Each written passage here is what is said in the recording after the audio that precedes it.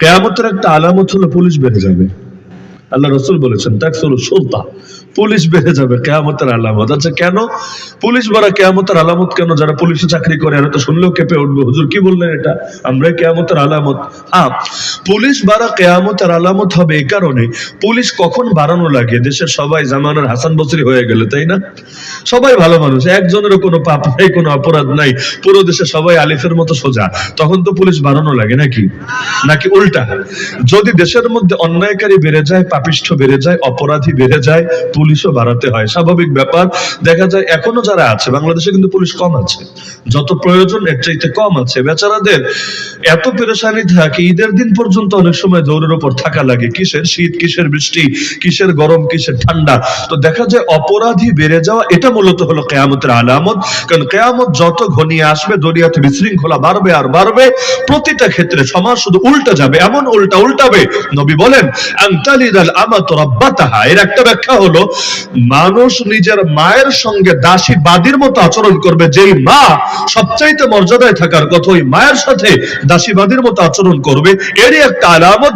ইযা উসিদাল আমরু ইলা গায়রি আহলিহি ফান্তাযিরি সাআ, নবী বলেন যখন দেখবে অযোগ্যদের হাতে দায়িত্ব হস্তান্তর করা হয়েছে, অযোগ্যদের হাতে। এখন যোগ্যকে আর অযোগ্যকে এটা আবার ঠিক করবে কে?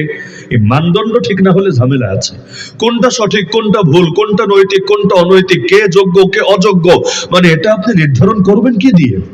ওই বাংলায় বলেন এক এলাকার বলি আর এক এলাকার গালি। যেমন আপনাদের এলাকায় আমি জানি না, তবে আমি ধারণা করি কেউ যদি মায়ের সাথে তুই তোকারি করে সবাই এটাকে গালি হিসাবেই দেখবে, খারাপ হিসাবেই দেখবে।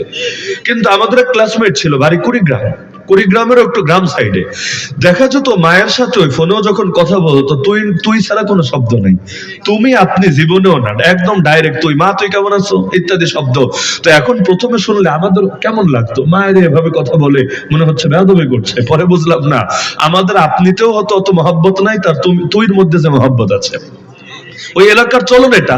তো এখন এলাকা ভেদে তো ভিন্ন হয়। অনেকে জিজ্ঞাসা করে আল্লাহকে কি বলে দোয়া করব, আপনি বলে দোয়া করব না তুমি বলে দোয়া করব। বিষয়টা আসলে আপেক্ষিক, এটা ফতোয়া দিয়ে চাপায়া দেওয়ার জিনিস না।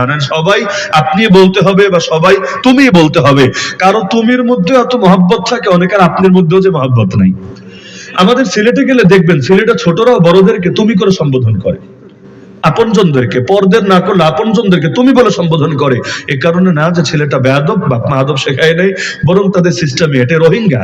রোহিঙ্গারা দেখবেন স্বামীরে বা বাপ মারে তারা কিভাবে বলে, যদি বড় কেউ হয় তাকে সম্বোধন করে তাহলে চন্দ্রবিন্দু লাগিয়ে বলে তুই, নাকি গুন্নার সাথে তুই। আর যদি ছোট কেউ হয় তাহলে তুই, মানে এখন উচ্চারণ শুনলে বুঝবে এটাকে নাক দিয়ে বের হলো না মুখ দিয়ে। যদি নাক দিয়ে বের হয় তাহলে সম্মানের, আর যদি মুখ দিয়ে বের হয় চন্দ্রবিন্দু ছাড়া, গুন্না ছাড়া, তাহলে বুঝবে যে না এটা হলো এমনি ছোট কাউকে বোঝাচ্ছে। তাহলে আসলে ভালো কোনটা, মন্দ কোনটা, নৈতিক কোনটা, অনৈতিক কোনটা, যোগ্যকে অযোগ্যকে আপনি বুঝবেন কি দিয়ে? এগুলো ঝামেলা হওয়ার কারণে আজকের যুগে অনেক নীতিও গেছে উল্টে। যেমন ধরেন একটা উদাহরণ দেই, এটা কাউকে হেয় করার জন্য না বা কাউরে পাম দেওয়ার জন্য না। আপনাদের মনে থাকার কথা, ফ্রান্সের প্রেসিডেন্ট এসেছিল বাংলাদেশে গত কয়েক বছর আগের কথা। কি নাম? ইমানুয়েল ম্যাক্রো, রিওয়ায়াতে নুখরা ইমানুয়েল মাখো। মানে পত্রিকায় কেউ কেউ ম্যাক্রো লেখে, কেউ কেউ মাখো লেখে, এখন উচ্চারণ যেটাই হোক। যখন এসেছিল কয়েকদিন থাকলো দেশে, যাওয়ার আগ দিয়ে আপনাদের মনে থাকার কথা আমাদের সাবেক নেত্রী তাকে সবার সামনে একটা ফ্লাইং কিস দিয়ে গিয়েছিল, মনে নাই? ফ্লাইং কিস মুরব্বীরা না বললো জোয়ানরা তো বুঝতে পারছেন ফ্লাইং কিস কারে বলে, একটা দিয়ে গিয়েছিল কিনা। এবং এটা এখনো পর্যন্ত সার্চ করলে পর্যাপ্ত পরিমাণ ভিডিও পাওয়া যাবে কিনা। আচ্ছা এই যে দিয়ে গেল, বাংলাদেশের বিবেচনায় দেখলে এটা কি আসলে একটা ইফটিজিং হয় নাই? যেন তো ইফটিজিং